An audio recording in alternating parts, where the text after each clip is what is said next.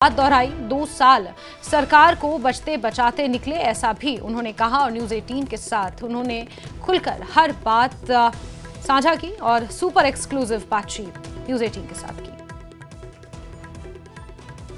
हम जो सरकार में आए हैं तो हमारा जो मुख्य ध्येय है वो विकास, कल्याण और गरीब की सेवा का एजेंडा है।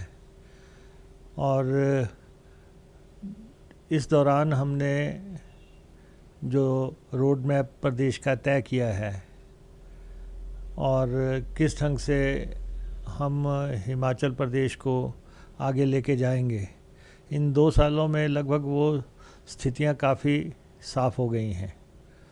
और अब आने वाले जो 2 साल जो है उन सारे डेवलपमेंट प्रोजेक्ट्स को या वेलफेयर प्रोजेक्ट्स को अंजाम पे पहुंचाना है, तो हम उस हिसाब से काम कर रहे हैं।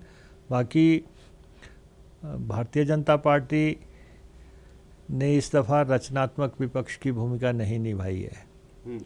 उन्होंने कोशिश की है कि जो पब्लिक का जो पॉपुलर मैंडेट है उसको रौंद के वो हिमाचल प्रदेश में अस्थिरता कर सकें या वो सरकार पलट सकें।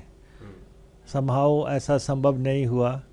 उन्होंने ऑपरेशन लोटस किया। ऑपरेशन लोटस असफल हुआ हिमाचल प्रदेश में।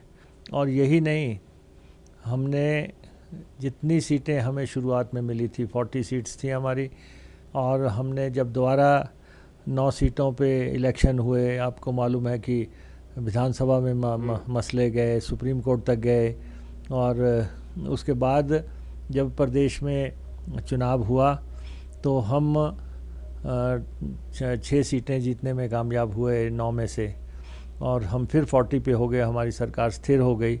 और फिर उन्होंने दूसरा जो उनका का कोशिश थी वो चीफ पार्लियामेंट्री सेक्रेटरी के जो ऑफिसेस थे उनके ख़िलाफ़ उन्होंने मुहिम चलाई और उसमें अदालत का फ़ैसला आया और चीफ पार्लियामेंट्री सेक्रेटरी हटाए गए। लेकिन उनकी कोशिश थी कि एमएलएज़ को अनसीट करवाया जाए। वहाँ पे भी हम अपने विधायकों को सेव करने में काफ़ी हद तक कामयाब हुए। और अब मेरा ये मानना है कि जिन लोगों ने खुद चीफ पार्लियामेंट्री सेक्रेटरी बनाए थे और जो खुद बने थे उन्होंने, और उन लोगों ने अनैतिक तरीके से ये पिटीशंस की, और लेकिन अब ये जो राजनीतिक हमले हुए उसमें से हम अपनी सरकार को बचते बचाते निकले, क्योंकि दिल्ली में भाजपा। हिमाचल में कांग्रेस सरकार के 2 साल के कार्यकाल पूरा